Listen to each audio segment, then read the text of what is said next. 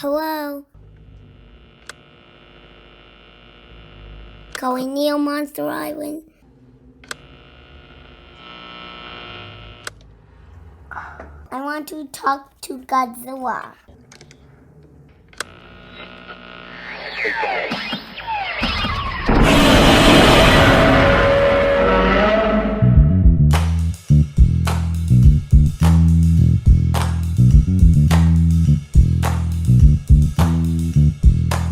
Welcome to Transmissions from Neo Monster Island. I'm your host, Sean McGinnis, broadcasting from the wreckage of the good ship Gotengo after Don Fry's mustache drove it right into a crater after a fearsome battle with Godzilla. Don't ask, it's a long story, never even made it into the film. You'll just have to find it on the Blu-ray extras.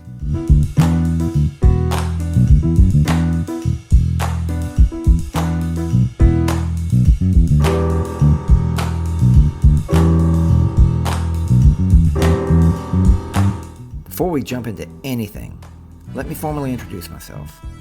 On August 11th, the year 2000, I started Twisted Kaiju Theater, a webcomic inspired by Toy Fair magazine. For 1,900 comics, I used a seemingly endless supply of Godzilla figures and collectibles to embark on a foul-mouthed, mostly derivative, Gary Stu-ish career of edgelord proportions.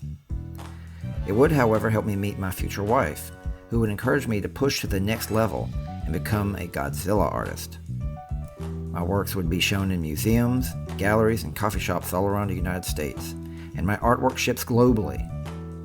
I became an artist activist, using my medium not only to promote social justice, but to elevate what being a kaiju fan could be. I'm also a historian of sorts when it comes to the evolution of the atomic bomb, how it created the kaiju legacy, and the footsteps that still resonate today. But my past work with Twisted Kaiju Theater did not age well at all. It was no longer something I wanted to represent me. So, with almost no warning, even though the comic had not been published in over 3 years, I took down a legacy that I had spent almost 15 plus years building, only to start it up again last year, but with a more forward-thinking approach that punches up and sideways rather than down. So now you know a little bit about who I am. This is my very first official podcast. Glad to have you aboard, and really excited to show you what I have to bring to a already overcrowded field of kaiju fandom.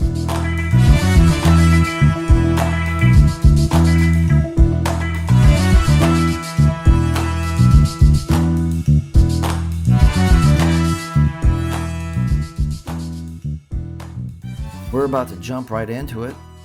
Our show is brought to you by nourishing, life-giving Kentucky bourbon whiskey. When you don't know what the right decision is, choose your old friend Kentucky bourbon whiskey. It'll have you making the wrong decision in no time.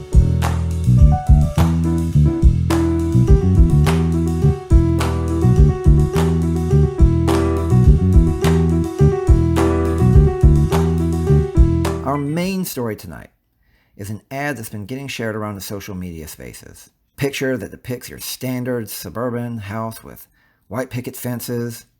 You can definitely tell this is a gated community of Kens and Karens for sure.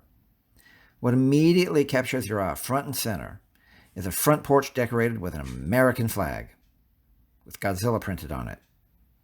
Wearing an American flag neckerchief? Man, once you have the chance to drink this atrocity in, you discover that you can personalize it with your family name at the bottom. It's truly a sight to behold, and I just don't know where to start. So I guess we'll start in the first place, the most obvious one. Why is the metaphor for American atomic aggression promoting nationalism for a country that would deport him as soon as his scaly toes touched coronavirus-infected California beaches? I mean, Godzilla's a Japanese citizen, a fictional one, and he was originally Micronesian. Bet you didn't know that, or care, because you don't like politics and your big dumb monster flicks and... Okay, sorry, I apologize. I have rage issues barely tempered by a mason jar of orange juice, maraschino cherries, and Evan Williams bourbon. Let me take a wee nip of the creature. Oh, that is good medicine. All right, let me start over. So, we have the cinematic metaphor embodying the only atomic bombs dropped in war, promoting nationalism and capitalism. The original Godzilla director, Ishiro Honda, was very much an anti-capitalist and hated nationalism. This was such a slapdash marriage of disparate themes. I'm surprised there isn't a hillbilly with a shotgun behind the unhappy couple. I guess the idea was Godzilla fans are already angry that they have to wait 10 more months for Godzilla vs. Kong. So let's feed them a cheap bootleg that'll definitely be something they throw disposable income at, because, 4th of July is coming up, right? This is definitely unlicensed material here. The pose Godzilla is in is so stiff, it's got to be lifted from an action figure, probably Bandai or NECA. It looks like it was just gacked right off of Google Images. Then a sloppy Photoshop filter is thrown across it. Godzilla's tail is flat on the ground and disappears off camera. It's just shoddy composition. If I was in a mind to be ignorant, petty, and spiteful, I'd do my own design. Crap. That's me in a nutshell, isn't it? Okay, well, why don't I do it? Because it's tasteless and beneath me. And that says a lot. And I still cannot get over this dumb neckerchief. Why is he wearing anything? Why is a 100-meter dinosaur, scarred by atomic radiation, wearing a patriotic ascot? What is the fashion sense in this? So this is definitely trademark infringement and unlicensed art. I'm well versed in this theater because I was actually involved in a cease and desist years ago with Toho LLC, the creators of the Godzilla franchise. I used to be called That Godzilla Guy. And while selling artwork, I would also slap Godzilla art on coffee bags from Turtle Creek Coffee. Life is way too short to be drinking bad coffee. Then Toho politely smacked me down and I changed my business name and the coffee art. The minute you move from Godzilla prints and fan art to Godzilla products, you are engaging in copyright infringement. You might be wondering, if I'm so fired up, why don't I report this to Toho LLC when I have their email? Well, they have lawyers and I don't do free work for them. So long as no one is ripping off my art, I don't care. And it's the main reason I don't showcase other artists who make t-shirts on my page so that I could spread their message, because the lawyers still check up on my Facebook page and website, and I don't want to get these artists in trouble. But I digress. This is stolen, unlicensed art. The ability to add your family name at the bottom is just ripe Americana.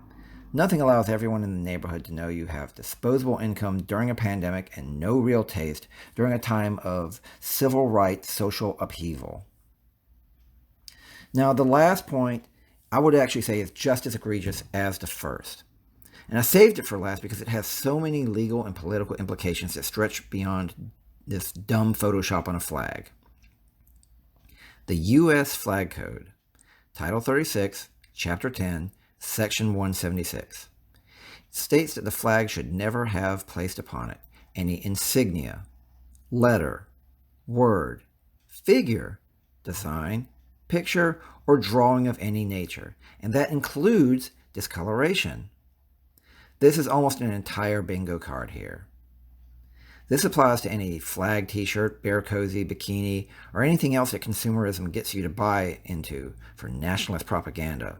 Respect the flag, except when you don't want to respect the flag. Reasons.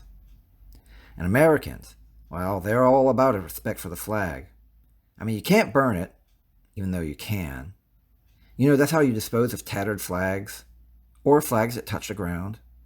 And that's covered in the First Amendment. You can't kneel when it's raised because, white people get their feelings hurt and say it's about the military, even though it's not. And that's also First Amendment covered.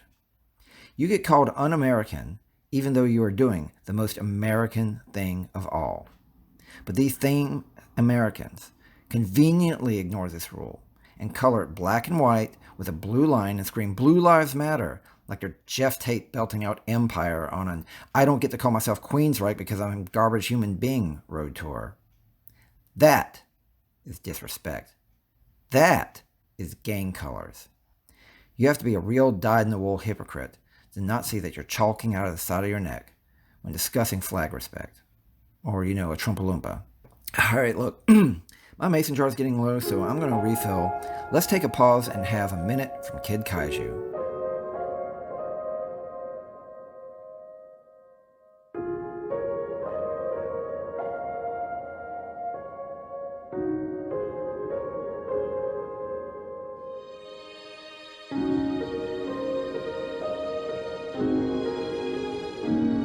The whole planet is going to be destroyed by giant monsters.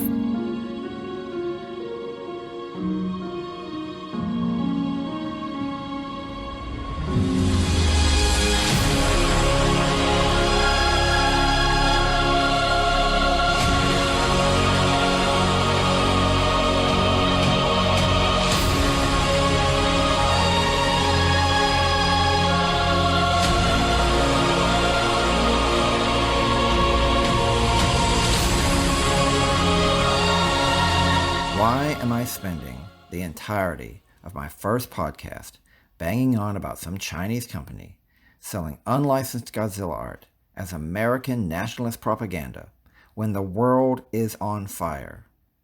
I'm doing this because the world is on fire. I can be furious about many, many things at once. I have time for this. Symbols mean things. Those of you who slug me every time I bring politics into Godzilla art should be standing shoulder to shoulder with me on this matter, because this is an appropriation of a symbol for a political view that should be abhorrent to you. Godzilla is at his core an anti-atomic metaphor. He is inherently political. America owns half the nuclear weapons of the world. They are the only country to use it on civilians in a time of war. Is it really appropriate to slap the symbol of 200,000 murdered Japanese citizens on an American flag, the symbol of their occupier and oppressor, for just $29.99 plus shipping and handling, easily purchasable with PayPal or your credit card? I take art theft very seriously. I report every piece of stolen art I see when it comes up on my feed, and I know it's coming from my fellow artist. When I make art, I make sure I'm using copyright laws in respect to parody and fair use. This should be as offensive to you as Scarlett Johansson playing Malcolm X. I say this knowing some of you will immediately ejaculate, well, why can't she play Malcolm X? And that's just the thinking that infects our country right now and why we can't get anyone to wear a mask. I know Godzilla's done the Highland Fling, the tail slide drop kick. He's been a friend of kids because the Gamera franchise was eating his lunch. And that first American movie with Ferris Bueller. And we collect Godzilla figures and bash them together. And the Monsterverse, as much as I love it, has stripped Godzilla of all his original meaning. But this is just wrong. I don't care that this country will be another flash-in-the-pan art thief that disappears only to have another one replace it the very next day. Every incident like this should be hammered and run out of town. This is not free speech. This is cultural vandalism and art theft. It should not be tolerated, and you should not indulge it. And definitely don't share it to your friends' Facebook feeds or tag them in it. Save that sort of nonsense for when you want to annoy us during Christmas time by sharing that Godzilla 2000 Christmas tree that shoots white smoke, because I know you think you're the first to share it, and that never gets old to us. Thank you for indulging me if you stuck around this long. Maybe on the next podcast, I'll actually delve into some more kaiju culture as seen through my unique and very disturbing vision. If you want to support not only more podcasts, but more webcomics, artwork, memes, and political shenanigans, go to neomonsterisland.com. My gallery and webcomic archives are there. And you can reach me mostly at facebook.com/neomonsterisland. I can also be found on Patreon and Instagram at neomonsterisland. I'm on Twitter, but I don't ever go there. I don't need that kind of stress. I want you to know that I love each and every one of you. We are going to get through this time of crisis together. You are important. You are worthy. And you are already doing the right thing. Peace.